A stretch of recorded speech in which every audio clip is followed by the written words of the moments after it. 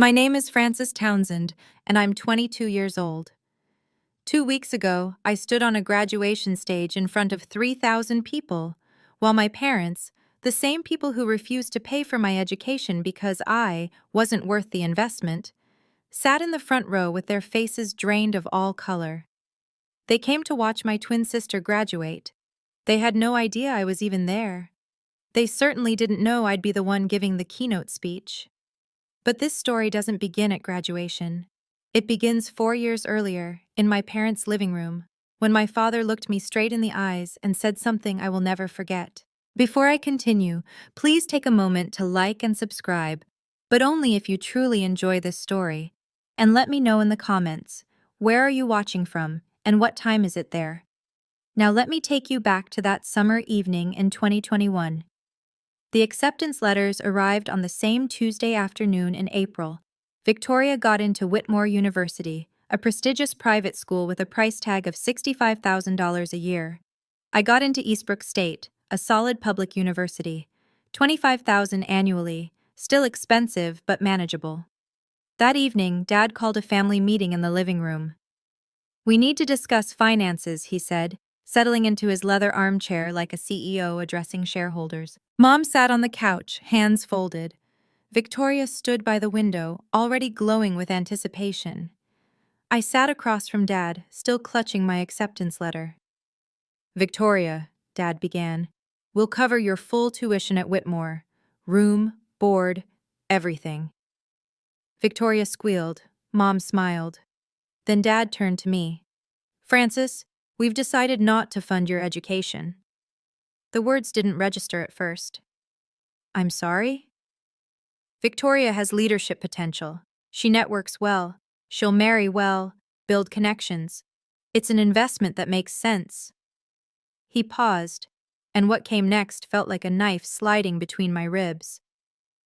"You're smart, Frances, but you're not special. There's no return on investment with you." I looked at Mom. She wouldn't meet my eyes. I looked at Victoria. She was already texting someone, probably sharing the good news about Whitmore. So I just figure it out myself? Dad shrugged. "You're resourceful. You'll manage." That night, I didn't cry. I'd cried enough over the years, over missed birthdays, hand-me-down gifts, being cropped out of family photos. Instead, I sat in my room and realized something that changed everything. To my parents, I wasn't their daughter. I was a bad investment. But what Dad didn't know, what nobody in this family knew, was that his decision would alter the course of my entire life. And 4 years later, he'd face the consequences in front of thousands. The thing is, this wasn't new. The favoritism had always been there, woven into the fabric of our family like an ugly pattern everyone pretended not to see. When we turned 16, Victoria got a brand new Honda Civic with a red bow on top. I got her old laptop, the one with a cracked screen and a battery that lasted 40 minutes. "We can't afford 2 cars," Mom had said apologetically.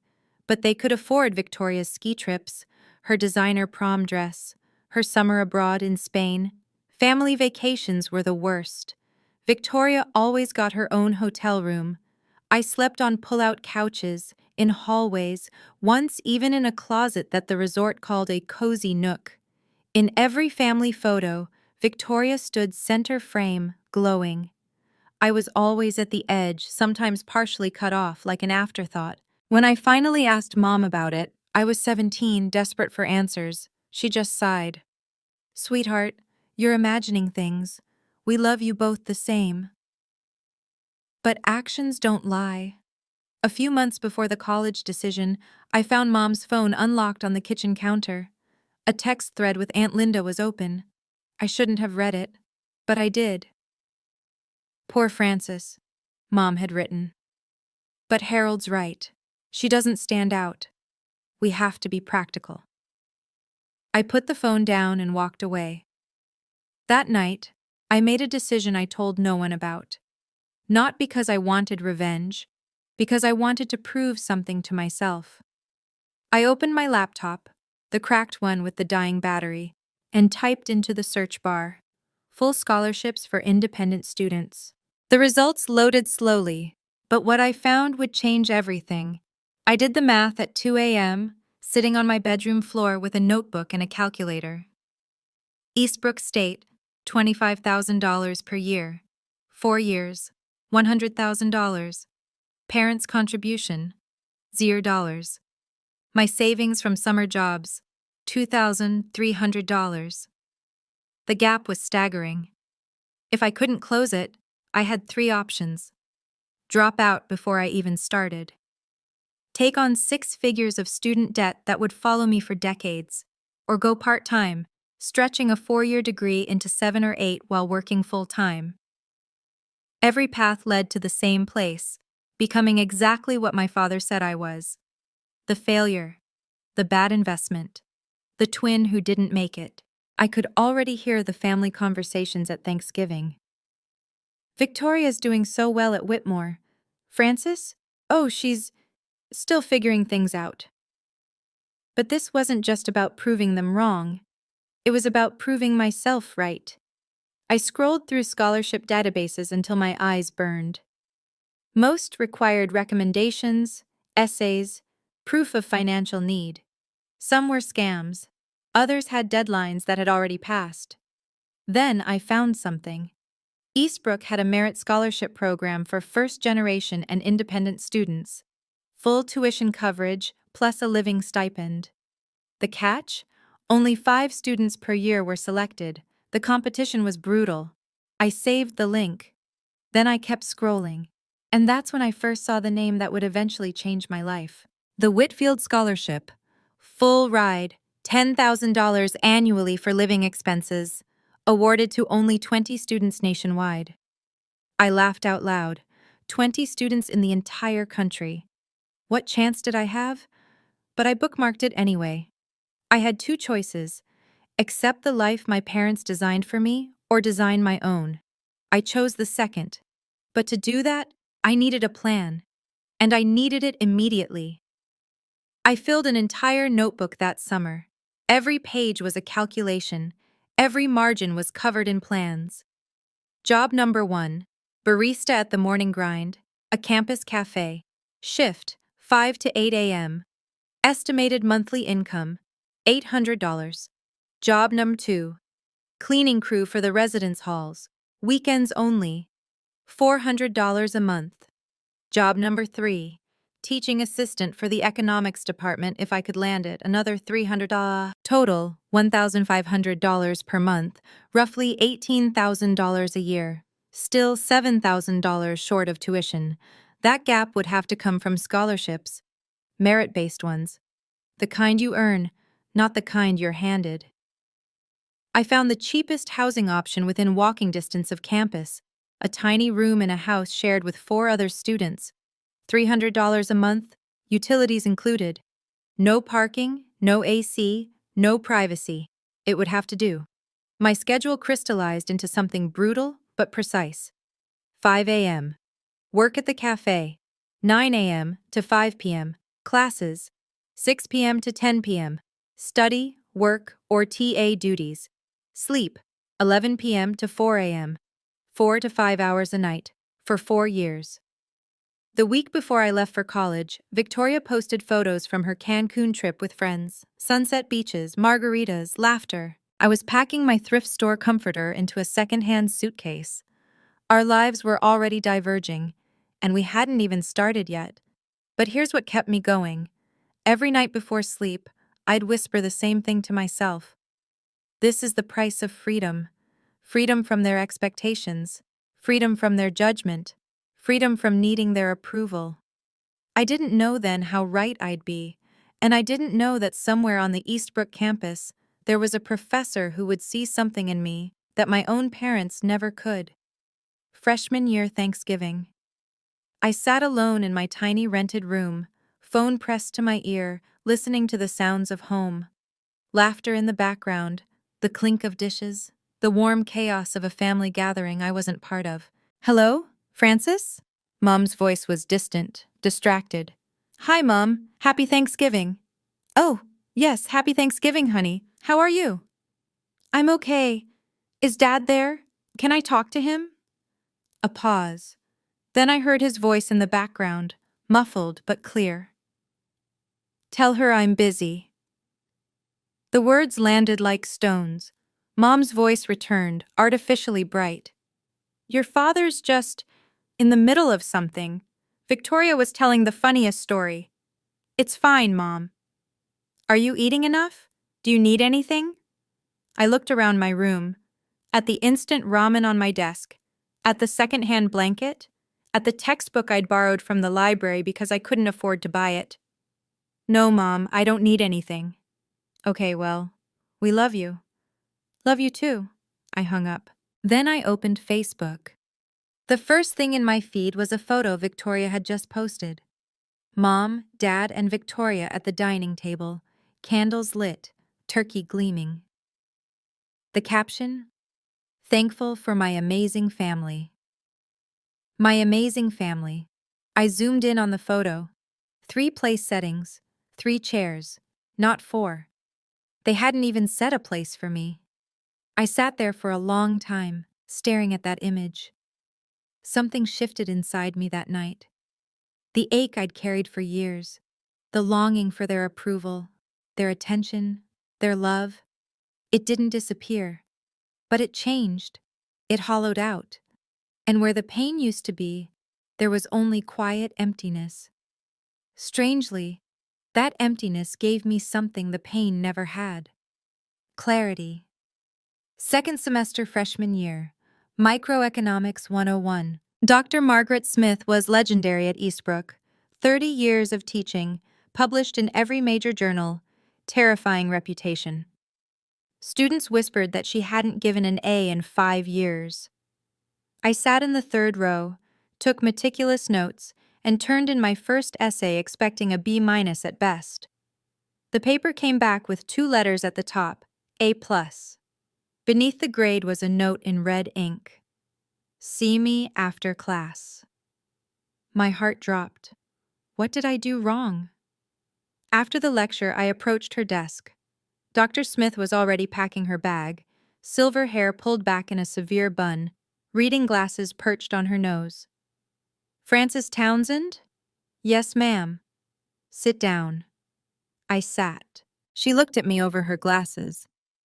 This essay is one of the best pieces of undergraduate writing I've seen in 20 years. Where did you study before this? Nowhere special. Public high school. Nothing advanced. And your family?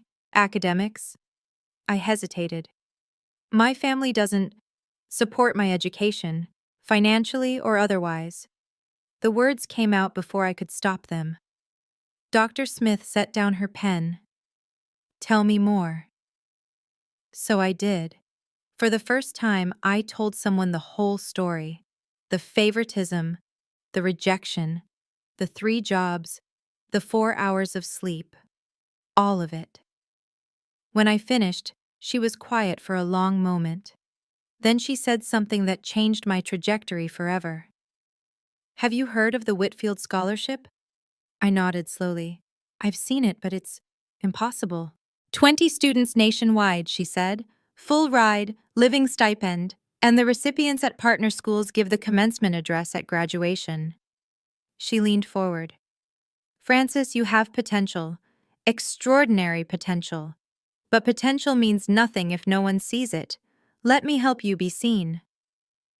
The next 2 years blurred into a relentless rhythm. Wake at 4 a.m., coffee shop by 5, classes by 9, library until midnight, sleep, repeat. I missed every party, every football game, every late-night pizza run. While other students built memories, I built a GPA, 4.0, 6 semesters straight. There were moments I almost broke. Once I fainted during a shift at the cafe.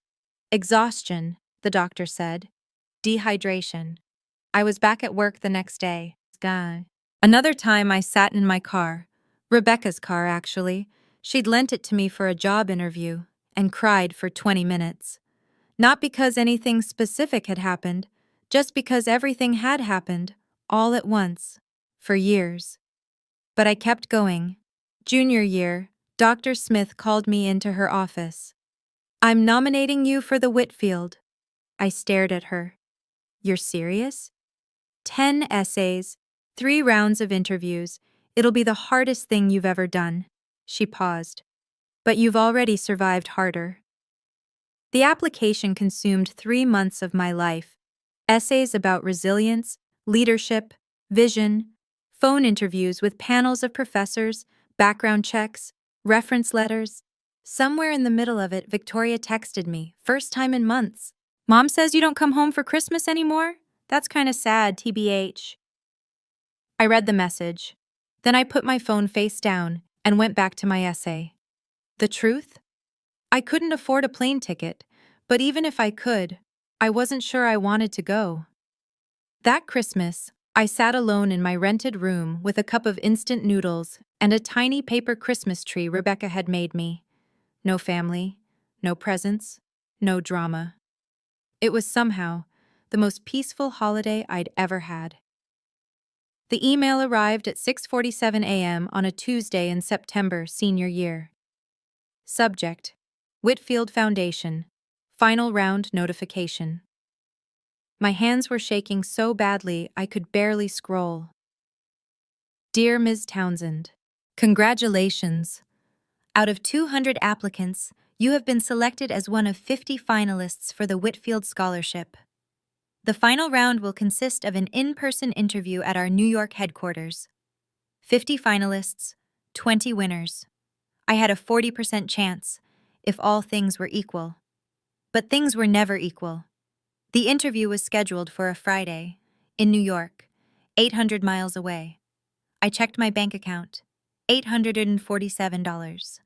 A last-minute flight would cost $400 minimum, a hotel would eat the rest, and I had rent due in 2 weeks. I was about to close the laptop when Rebecca knocked on my door. Frankie, you look like you saw a ghost. I showed her the email. She screamed. Literally screamed. You're going, she said. End of discussion. Beck, I can't afford... Bus ticket, $53, leaves Thursday night, arrives Friday morning. I'll lend you the money. I can't ask you to... You're not asking. I'm telling. She grabbed my shoulders. Frankie, this is your shot. You don't get another one. So I took the bus. 8 hours overnight, arriving in Manhattan at 5 a.m. with a stiff neck and a borrowed blazer from the thrift store. The interview waiting room was full of polished candidates, designer bags, parents hovering nearby, easy confidence. I looked down at my second-hand outfit, my scuffed shoes. I don't belong here, I thought. Then I remembered Dr. Smith's words. You don't need to belong. You need to show them you deserve to. 2 weeks after the interview, I was walking to my morning shift when my phone buzzed. Subject: Whitfield Scholarship. Decision. I stopped in the middle of the sidewalk. A cyclist swerved around me, cursing. I didn't hear him. I opened the email. Dear Ms. Townsend, we are pleased to inform you that you have been selected as a Whitfield Scholar for the class of 2025. I read it 3 times, then a 4th. Then I sat down on the curb and cried. Not quiet tears. Ugly, heaving sobs that made strangers stare. 3 years of exhaustion, loneliness, and grinding determination poured out of me right there on the sidewalk outside the morning grind. I was a Whitfield Scholar. Full tuition. $10,000 a year for living expenses. And the right to transfer to any partner university in their network. That night, Dr. Smith called me personally. Francis, I just got the notification. I'm so proud of you. Thank you for everything. There's something else, she said. The Whitfield allows you to transfer to a partner school for your final year. Whitmore University is on the list. Whitmore, Victoria's school. If you transfer, Dr. Smith continued, you'd graduate with their top honors, and the Whitfield Scholar delivers the commencement speech. My breath caught. Francis, you'd be valedictorian. You'd speak at graduation in front of everyone. I thought about my parents, about them sitting in the audience for Victoria's big day, completely unaware I was there. I'm not doing this for revenge, I said quietly. I know. I'm doing it because Whitmore has the better program for my career. I know that too. I pause. But if they happen to see you shine, that's just a bonus. I made my decision that night, and I told no one in my family. 3 weeks into my final semester at Whitmore, it happened. I was in the library, third floor, tucked into a corner carrel with my constitutional law textbook, when I heard a voice that made my stomach drop. Oh my God. Francis? I looked up. Victoria stood 3 feet away, a half-empty iced latte in her hand, mouth hanging open. What are you? How are you? She couldn't form a complete sentence. I closed my book calmly. Hi, Victoria. You go here? Since when? Mom and Dad didn't say. Mom and Dad don't know. She blinked. What do you mean they don't know? Exactly what I said. They don't know I'm here. Victoria set her coffee down, still staring at me like I'd materialized from thin air. But how? They're not paying for. How did you? I paid for it myself. For Whitmore. I transferred. Scholarship. The word hung between us. Victoria's expression shifted. Confusion, disbelief, and something else. Something that looked almost like shame. Why didn't you tell anyone? I looked at her, my twin sister, the one who'd gotten everything I'd been denied, the one who'd never asked, not once in 4 years, how I was surviving. Did you ever ask? She opened her mouth, closed it. I gathered my books. I need to get to class. Francis, wait. She grabbed my arm. Do you hate us? The family? I looked at her hand on my sleeve, then at her face. No, I said quietly. You can't hate people you've stopped caring about.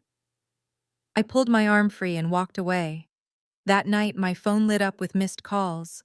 Mom, Dad, Victoria again. I silenced them all. Whatever was coming, it would happen on my terms, not theirs. Victoria called them immediately. I know because she told me later when everything was over. She's here, Victoria had said, barely through the door of her apartment. Frances is at Whitmore. She's been here since September. According to Victoria, the silence on the other end lasted a full 10 seconds.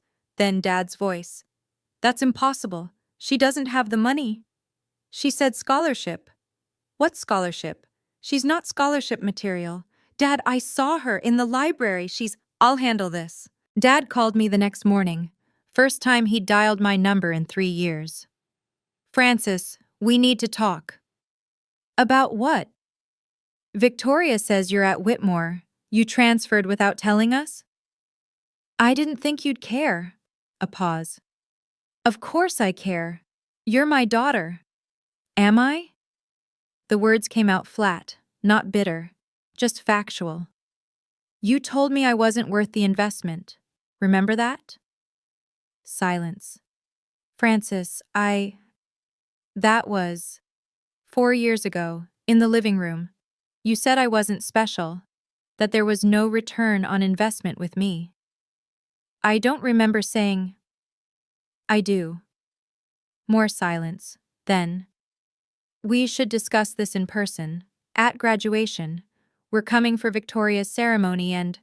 I know. You know? I'll see you there, Dad. I hung up.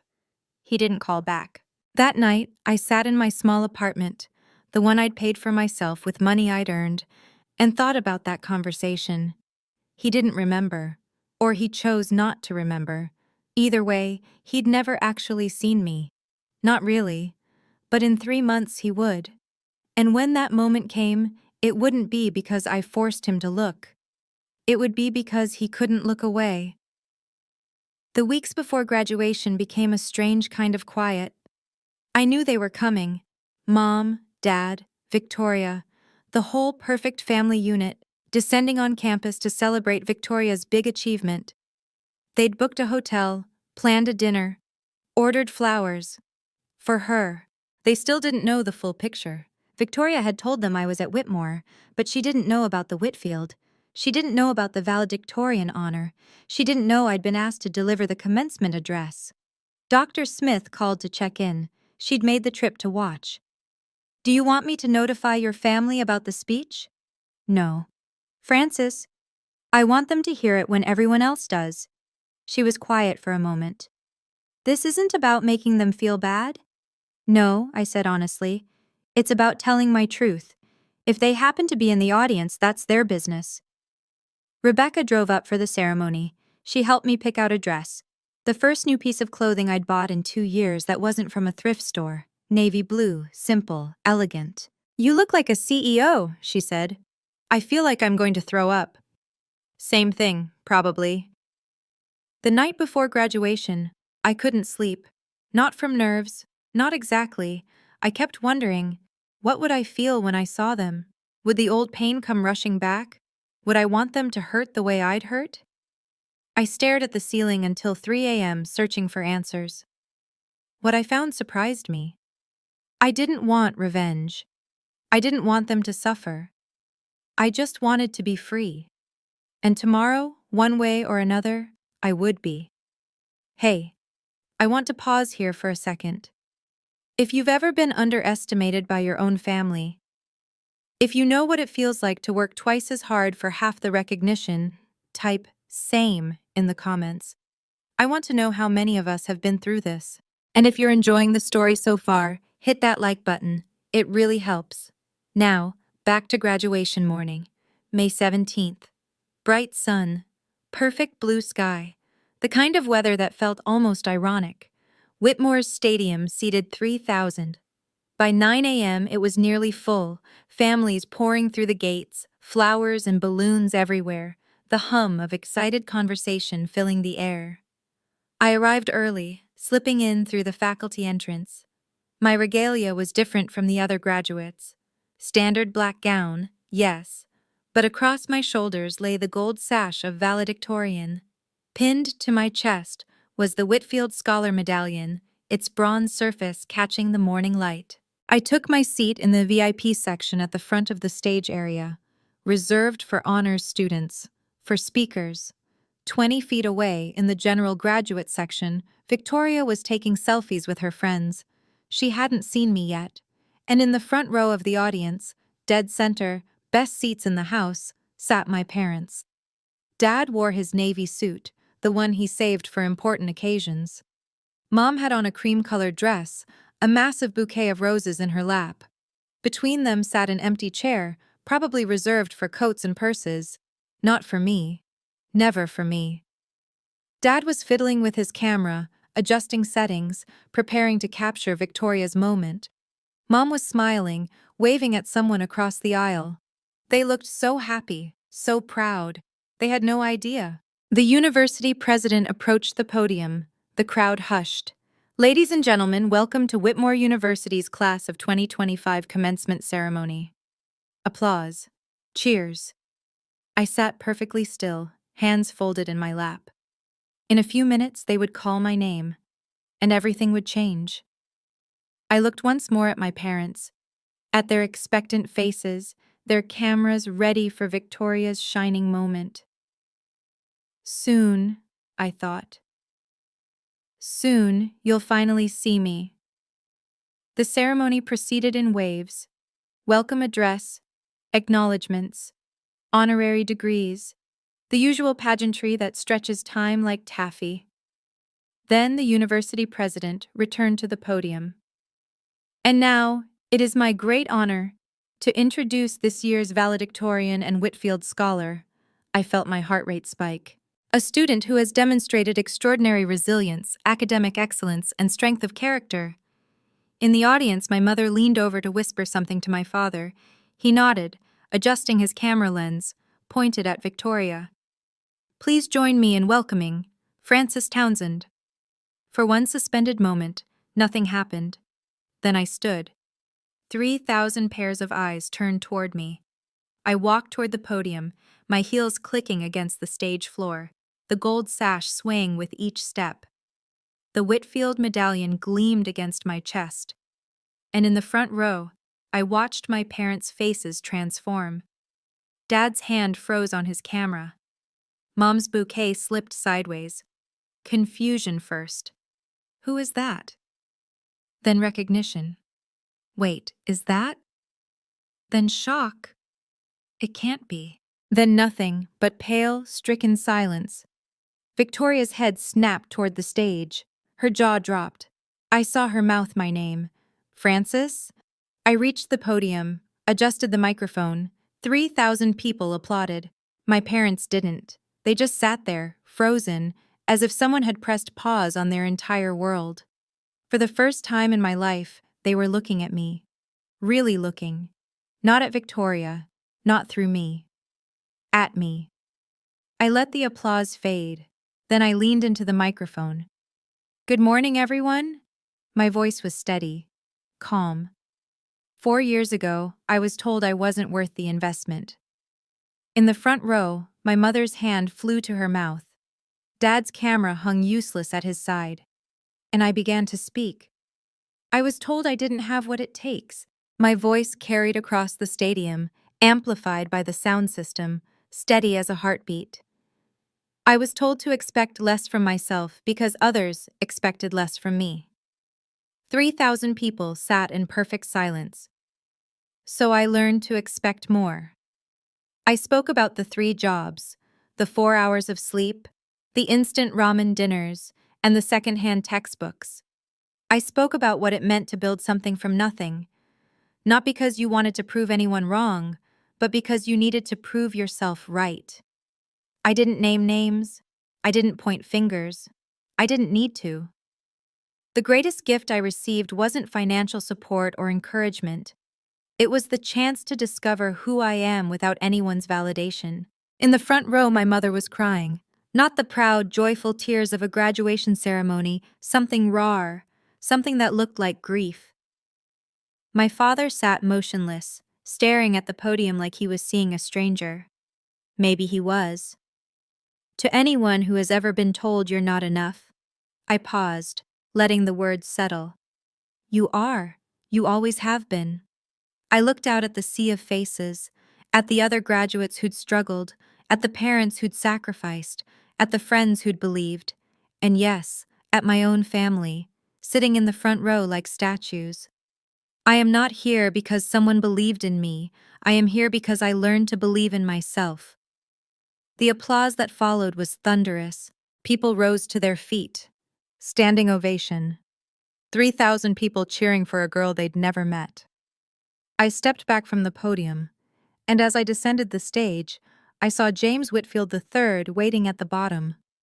But he wasn't the only one. The reception area buzzed with champagne and congratulations. I was shaking hands with the dean when I saw them approaching. My parents, moving through the crowd like they were wading through water. Dad reached me first. Francis. His voice was hoarse. Why didn't you tell us? I accepted a glass of sparkling water from a passing server, took a sip. Did you ever ask? He opened his mouth, closed it. Mom arrived beside him, mascara streaked down her cheeks. Baby, I'm so sorry, we didn't know. So sorry. You knew. I kept my voice even. You chose not to see. That's not fair, Dad started. Fair? The word came out calm, not sharp. You told me I wasn't worth investing in. You paid $250,000 for Victoria's education and told me to figure it out myself. That's what happened. Mom reached for me. I stepped back. Francis, please. I'm not angry, I said. And I meant it. The anger had burned away years ago, replaced by something cleaner. But I'm not the same person who left your house 4 years ago. Dad's jaw tightened. I made a mistake. I said things I shouldn't have. You said what you believed. I met his eyes. You were right about one thing, though. I wasn't worth the investment, not to you, but I was worth every sacrifice I made for myself. He flinched like I'd struck him. James Whitfield III appeared at my elbow, extending his hand. Miss Townsend, brilliant speech. The foundation is proud to have you. I shook his hand while my parents watched.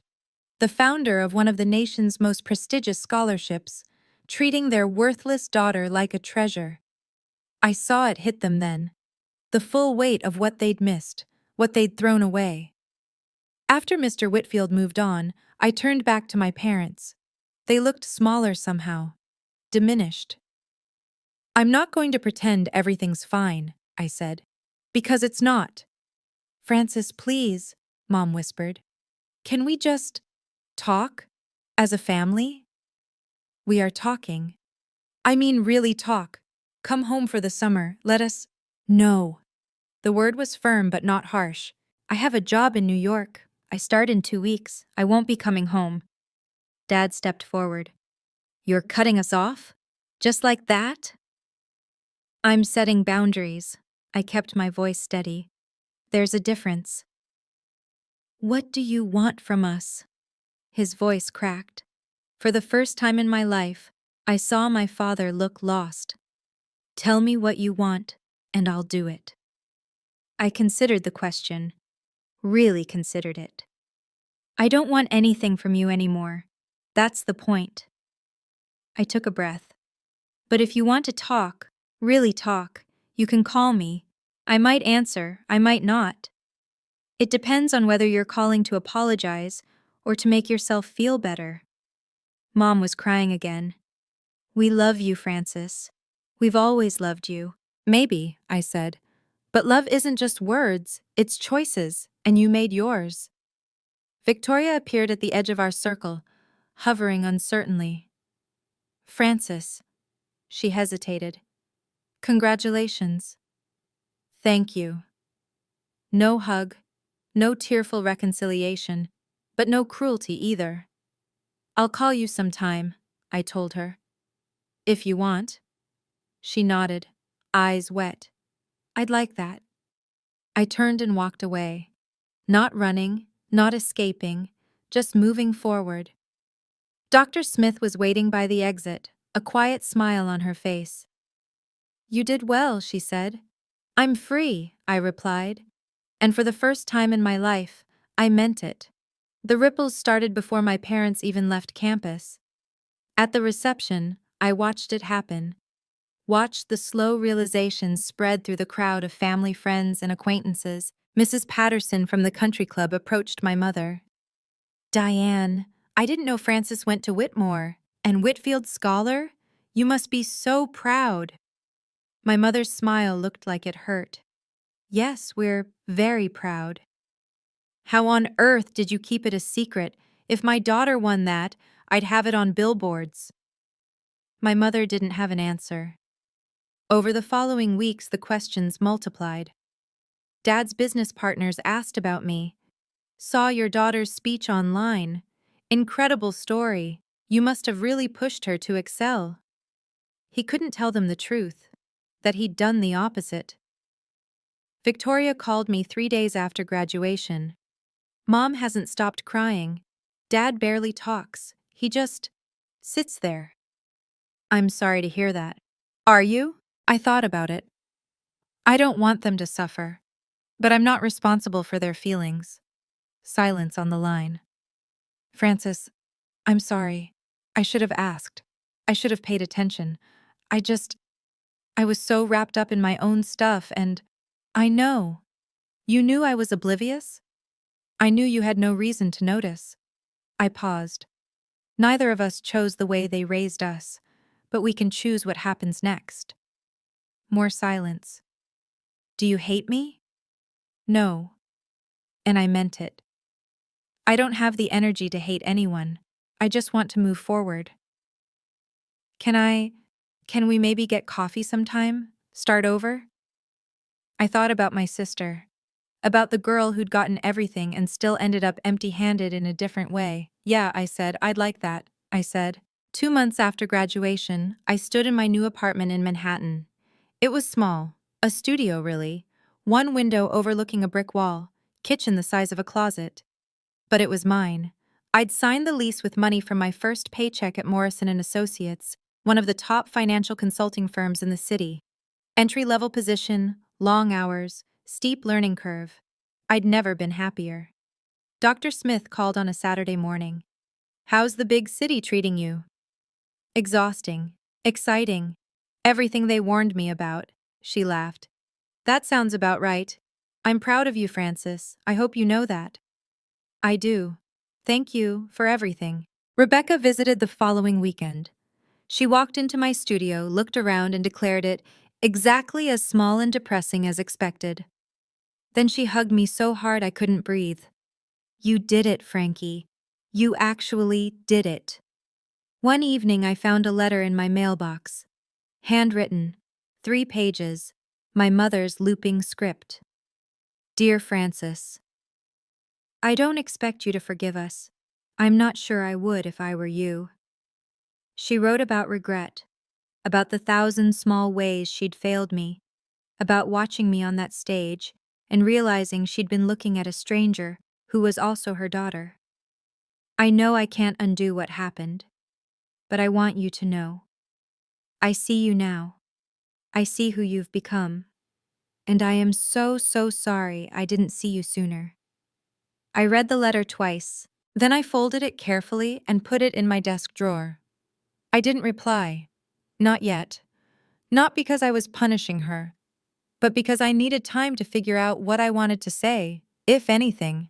For once, the choice was mine. Okay, we're almost at the end. But I have to ask, if you were in my shoes, would you forgive your parents? Comment yes if you'd forgive them. No if you wouldn't. Or maybe if, like me, you'd need time. And if you haven't subscribed yet, now's the time. We've got so many more stories like this one coming. All right, here's how it all ended. I used to think love was something you earned, that if I was smart enough, good enough, successful enough, my parents would finally see me, that their approval was a prize at the end of some invisible race. 4 years of struggle taught me something different. You can't make someone love you the right way. You can't earn what should have been given freely. And you can't spend your whole life waiting for people to notice your worth. At some point, you have to notice it yourself. I look at my life now, my apartment, my job, my friends who chose me, and I realize something. I built this, every piece of it, not out of anger, not out of spite, but out of necessity. My parents' rejection didn't break me, it rebuilt me. The girl who sat in that living room 4 years ago, desperate for her father's approval, she doesn't exist anymore. In her place is a woman who knows exactly what she's worth and doesn't need anyone else to validate it. Some nights, I still think about them, about the family dinners I wasn't invited to, the Christmas photos without my face, the $250,000 they spent on my sister while I ate ramen in a rented room. It still hurts sometimes. I don't think it ever stops hurting completely, but the hurt doesn't control me anymore. I've learned something that took years to understand. Forgiveness isn't about letting someone off the hook. It's about releasing your own grip on the pain. I'm not there yet, not fully, but I'm working on it. And for the first time in my life, I'm working on it for me. Not to make anyone else comfortable, not to keep the peace, just for me. 6 months after graduation, my phone rang. Dad. I almost let it go to voicemail, almost. Hello? Francis? His voice sounded different, tired. Thank you for picking up. I wasn't sure I would. Silence. Then, I deserve that. I waited. I've been thinking, every day since graduation, trying to figure out what to say to you. He paused. I keep coming up empty. Then just say what's true. Another long pause. I was wrong. Not just about the money. About everything. The way I treated you. The things I said. The years I didn't call, didn't ask, didn't... His voice cracked. I have no excuse. I was your father. And I failed you. I listened to him breathe on the other end of the line. I hear you, I said finally. That's all? What did you expect? I don't know. I thought maybe you'd tell me how to fix this. It's not my job to tell you how to fix what you broke. More silence. You're right. He sounded older than I'd ever heard him. You're absolutely right. But I took a breath. If you want to try, I'm willing to let you. You are? I'm not promising anything. No family dinners, no pretending everything's fine. But if you want to have a real conversation, honest, no deflecting, I'll listen. That's more than I deserve. Yes, it is. He laughed, a small, broken sound. You've always been the strong one, Francis. I was just too blind to see it. Yeah, I said. You were. We talked for a few more minutes. Nothing profound. Just two people trying to find common ground across years of wreckage. It wasn't forgiveness, but it was a start. It's been 2 years since graduation. I'm still in New York, still at Morrison and Associates, though I've been promoted twice. I'm starting my MBA at Columbia this fall, paid for by my company. The kid who ate ramen and slept 4 hours a night? She'd hardly recognize me now. But I haven't forgotten her. I carry her with me every day. Victoria and I meet for coffee once a month. It's awkward sometimes. We're learning to be sisters as adults, which is strange because we never really were as kids. But she's trying. I can see that now. I'm sorry I didn't see it, she told me at our last coffee date. All those years, I was so focused on what I was getting, I never asked what you weren't. I know. How do you not hate me for that? Because you didn't create the system, you just benefited from it. My parents came to visit last month, first time in New York. It was uncomfortable, stilted. Dad spent half the time apologizing. Mom spent the other half crying. But they came. They showed up at my door, in my city, in the life I built without them. That meant something. I'm not ready to call us a family again. That word carries too much weight, too much history. But we're something, working on something. Last month, I wrote a check to Eastbrook State's scholarship fund. $10,000. Anonymous. For students without family financial support. Rebecca cried when I told her. Frankie, you're literally changing someone's life. Someone changed mine. I thought about Dr. Smith, about the coffee shop shifts at dawn, about the night I bookmarked the Whitfield Scholarship, never believing I'd actually win it, about how far I've come, and about how far I still want to go. If you're watching this and something in my story resonated with you, if you've ever been overlooked, underestimated, or told you weren't good enough by the people who were supposed to love you most, I want you to hear this. They were wrong. They were always wrong. Your worth is not determined by who sees it. It's not a number on a check or a seat at a table or a place in a photo. Your worth exists whether or not a single person on this planet acknowledges it. I spent 18 years of my life waiting for my parents to notice me. I spent 4 more proving that I didn't need them to. And you know what I finally learned? The approval I was chasing was never going to fill the hole inside me. Only I could do that. Some of you are estranged from your families. Some of you are still fighting for scraps of attention. Some of you are just starting to realize that the love you're getting isn't the love you deserve. Wherever you are in that journey, I want you to know it's okay to protect yourself. It's okay to set boundaries. It's okay to decide that you matter more than keeping the peace. And it's okay to forgive, but only when you're ready, not a moment before. You don't need your parents, your siblings, or anyone else to confirm what you already know. You are enough. You always have been. Take a look in the mirror and say it out loud. I am enough. That's the first step. The rest? That's up to you. But I believe in you. Because if a girl who is called not worth the investment can stand on a stage in front of 3,000 people as a Whitfield scholar, you can do anything. Thank you for staying until the end. If this story meant something to you, share it with someone who needs to hear it. And leave a comment. What part resonated with you the most? Don't forget to subscribe and hit the bell so you don't miss our next story. There are more family drama stories waiting for you in the description below. See you in the next one.